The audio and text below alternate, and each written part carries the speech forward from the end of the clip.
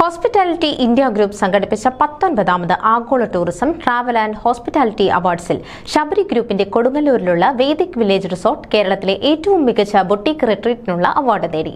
ഡൽഹിയിൽ നടന്ന അവാർഡ് ദാന ചടങ്ങിൽ വേദിക് വില്ലേജ് റിസോർട്ട്സ് ഗ്രൂപ്പ് സിഇഒയും ഡയറക്ടറുമായ സന്തോഷ് നായർ ബിജെപി മുൻ ദേശീയ വൈസ് പ്രസിഡന്റ് ശ്യാം ജാജുവിൽ നിന്ന് അവാർഡ് ഏറ്റുവാങ്ങി. ചടങ്ങിൽ ലണ്ടനിലെ സൗത്താർക്ക് ബറോ മുൻ മേയറും നിലവിലെ കൌൺസിലറുമായ സുനിൽ ചോപ്ര, മുൻ കേന്ദ്ര ടൂറിസം സാംസ്കാരിക വകുപ്പ് മന്ത്രി കെ.ജെ. അൽഫോൺസ് കണ്ണന്താനം, ബോളിവുഡ് സിനിമാ നിർമ്മാതാക്കളായ അനിൽ ശർമ്മ, വിനോദ് ബച്ചൻ, ഡൽഹി ബിജെപി പ്രസിഡന്റ് വീരേന്ദ്ര സച്ദേവ തുടങ്ങി പ്രമുഖർ സംബന്ധിച്ചു.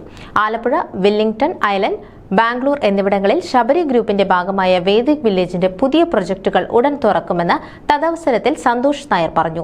ITC hotels, Radisson Blu, Nepal tourism board, Sofitel Mumbai, Marriott Aravalli, JW Marriott Mumbai, Hyatt Regency Pune തുടങ്ങിയവയാണ് ഈ വർഷത്തെ ആഗോള ടൂറിസം ട്രാവൽ ആൻഡ് ഹോസ്പിറ്റാലിറ്റി പുരസ്കാരം നേടിയ മറ്റു പ്രമുഖ സ്ഥാപനങ്ങൾ.